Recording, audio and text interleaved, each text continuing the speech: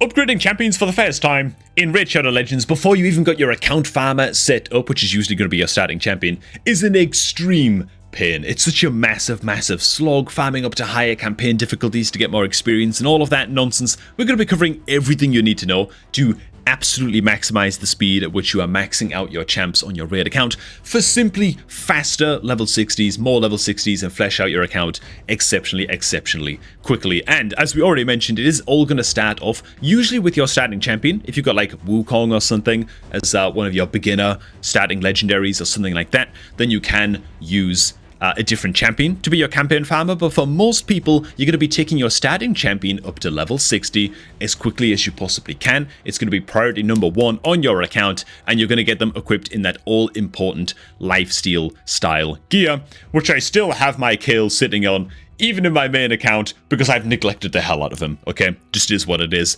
Ideally, I would also recommend that you look out for some crit rate percentage gloves when you're just getting started. It's going to help your damage dealer, your campaign farmer, in this case Kale, to get as close up towards 100% crit rate as possible, which is going to drastically increase your kill speed, your damage, all of that kind of stuff, right?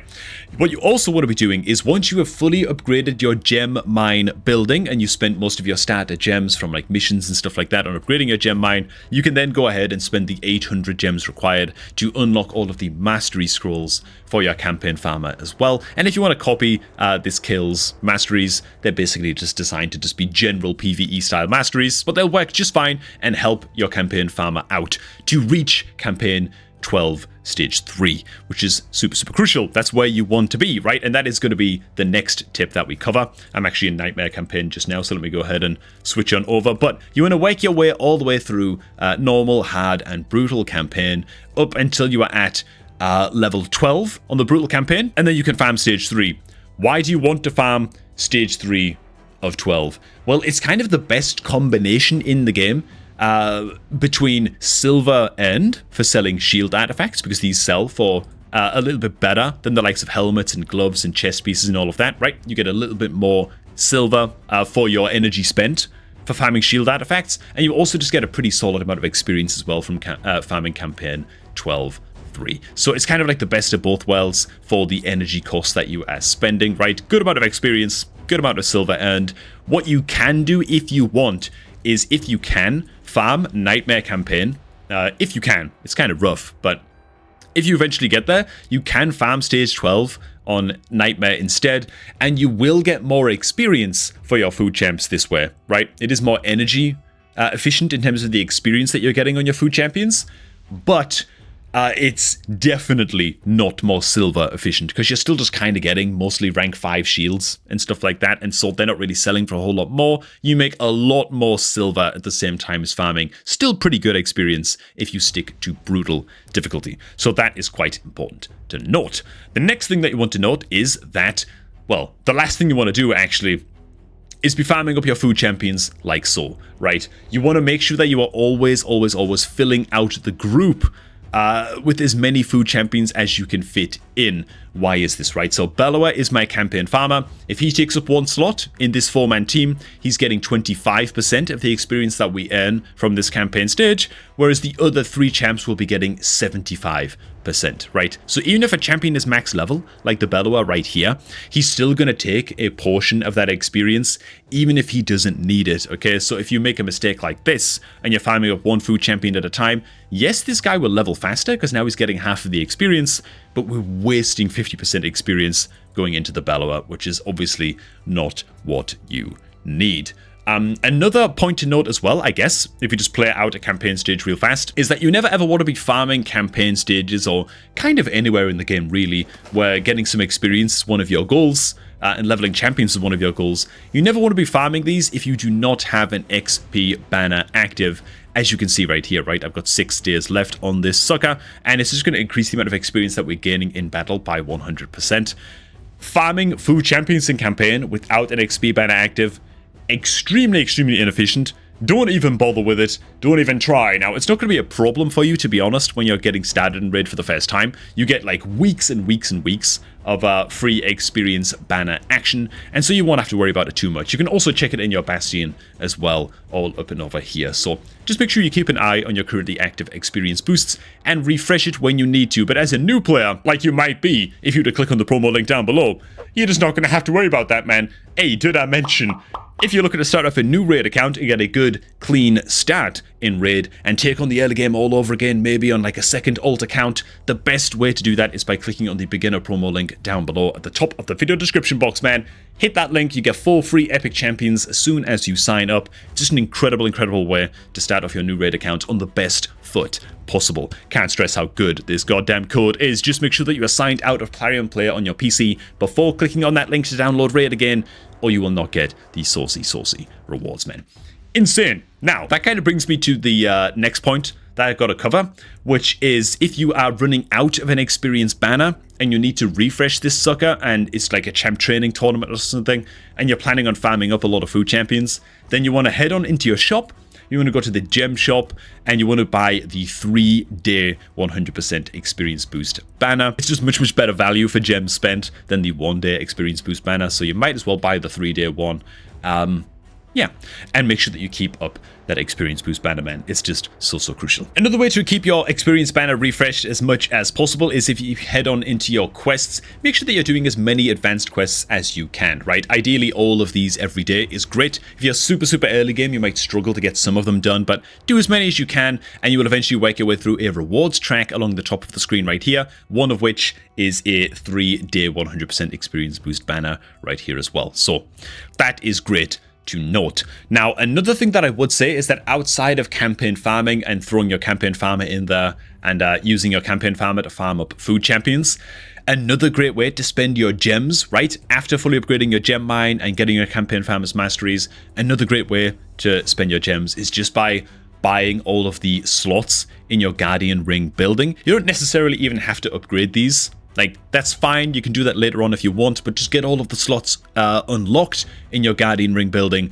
and then you can throw your food champions in here and just have them level up passively, and all you gotta do is click the upgrade button on these guys, and it's great. It's just a way to keep your account sort of ticking over even while you are offline. Just remember that you do have to log in to actually click the level up button on these guys when this timer expires. So there is that. They're not just gonna automatically be, you know, level 40 or whatever by the time you get in.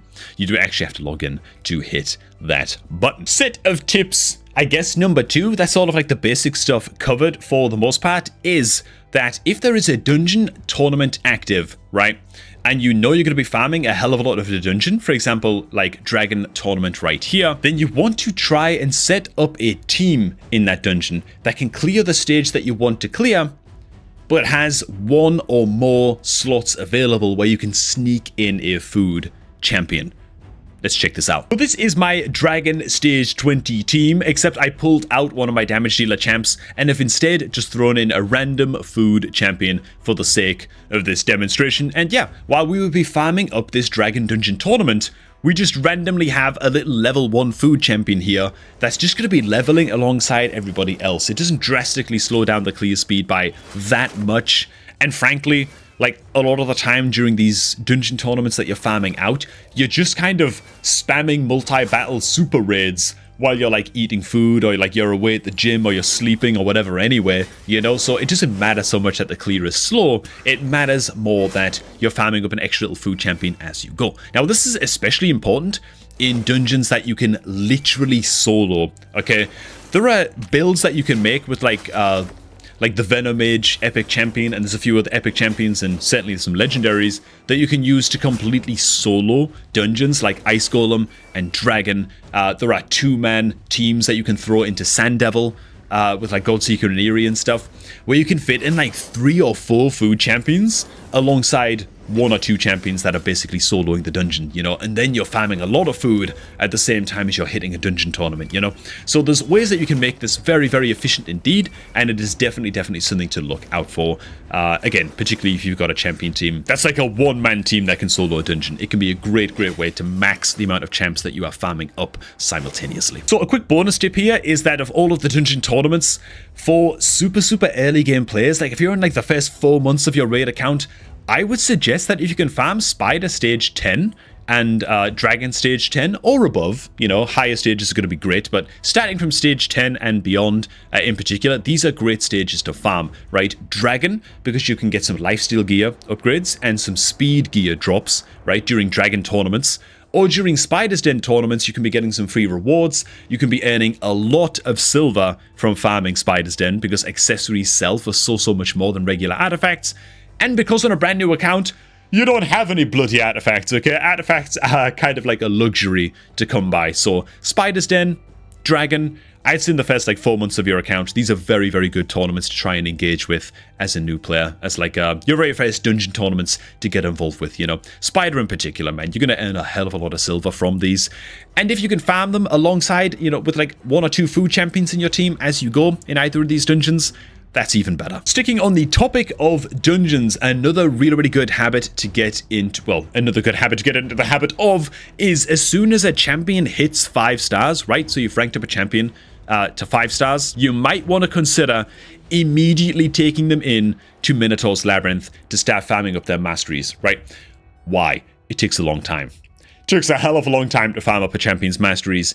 In Minotaur, you don't want to be spending gems, of course, to unlock your champion's masteries all the time. Once or twice is okay when your account is getting started. I actually did it twice on my free-to-play account recently, breaking my own rule a little bit. I promised for myself I was only going to do it once. I did it twice. I think that's fine.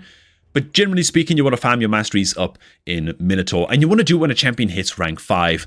Why rank 5? Because it takes so long. And because by the time you level them up, like to like then rank 6 and then to level 60, they've still probably got some mastery scrolls to farm. That's how long it takes. But you can farm up all of that experience and all of the masteries at the same time in Minotaur if you start them off in Minotaur early enough. And so try and set up your Minotaur farming and your mastery scroll farming on your champions so that you're farming silver, so that farming the scrolls, and then most importantly, you're farming experience all at the same time in Minotaur. It's just going to make your energy expenditure rather in Minotaur much more efficient for the resources that you are getting back that way. The next tip is just going to be to once again be very consistent with your daily grind stuff. We've already touched on the advanced quest where you can get your, of course, 3-day experience boosts all up and over here, but also you can be picking up 4 and even 5-star chickens from your advanced quest rewards track as you go. And this isn't the only way to actually get your hands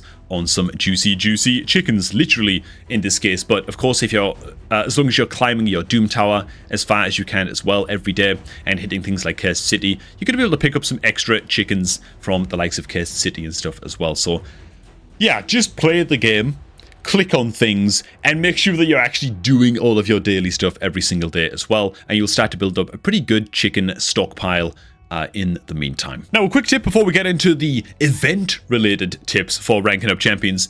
Dudes, you might see some guides up on YouTube on occasion telling you to like max level a shield guard and put him in a lifesteal set to farm Minotaur. With like, so like he can like boost a bunch of champions in Minotaur. Don't max up a shield guard, dudes. Don't do it, man. There's a bit of a debate going on in the stream chat right now. I'm not a believer in maxing up the uncommon champion shield guard. I don't think it's worth it at all. I think that honestly, if you've got a team of champions that you're looking to get masteries on anyway, and like level them up to 16 Minotaur, just put them in gear. What do you mean? Just put them in some artifacts and let them kill the Minotaur, man. You don't need a shield guard to boost your champions through Minotaur, man. I think it's a complete waste of resources.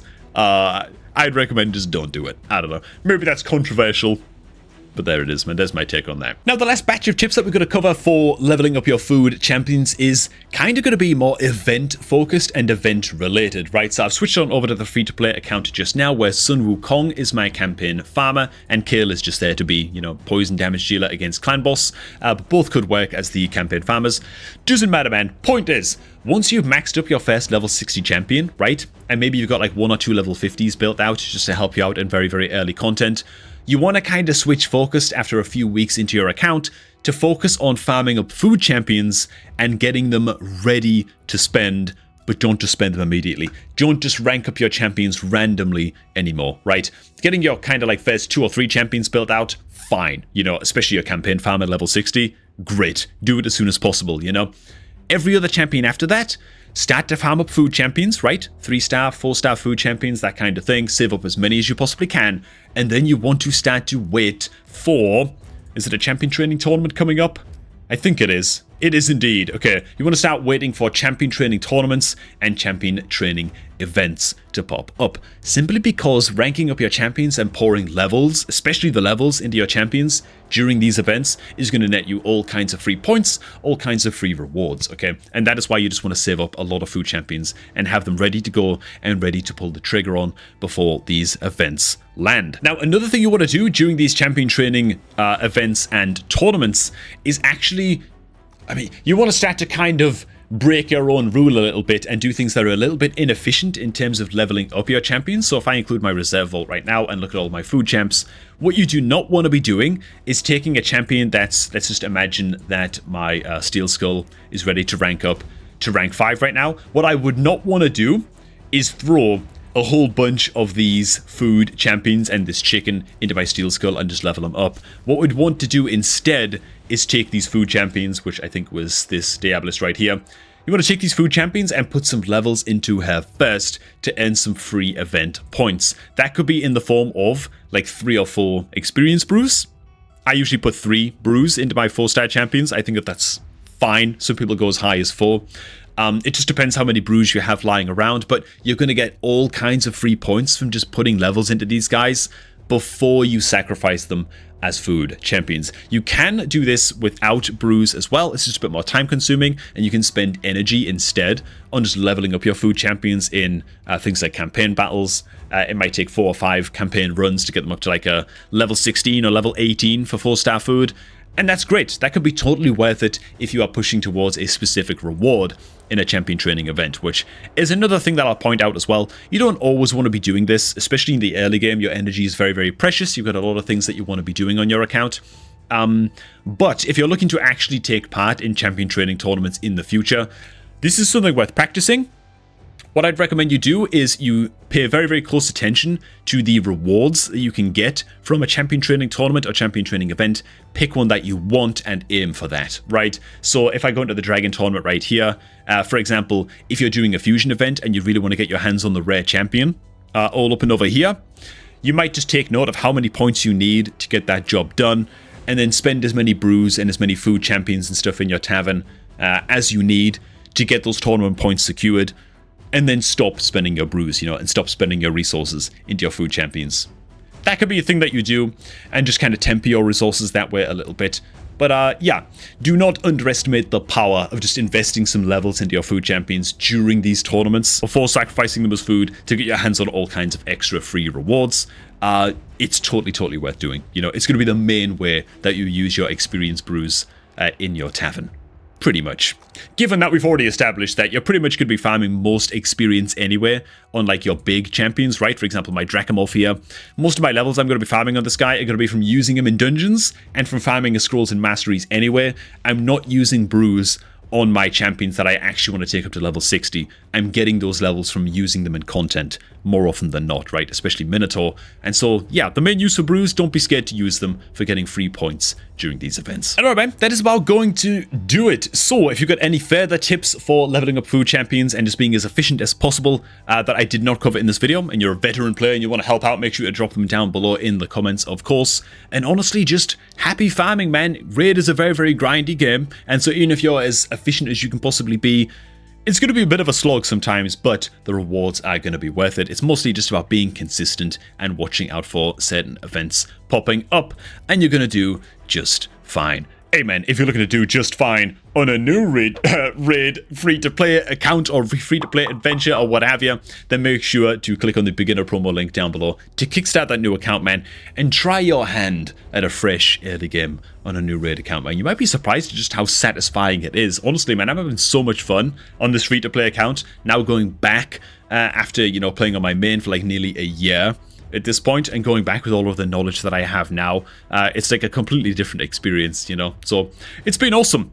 Yeah, click on that beginner promo link down below at the top of the video description box, jumpstart your own new fresh account with 4 free epic champions, and yeah, it's just an incredible start, man. So thanks for watching, guys. Hope you all did enjoy this one, and I'm going to catch all of you all just a tad bit later, man.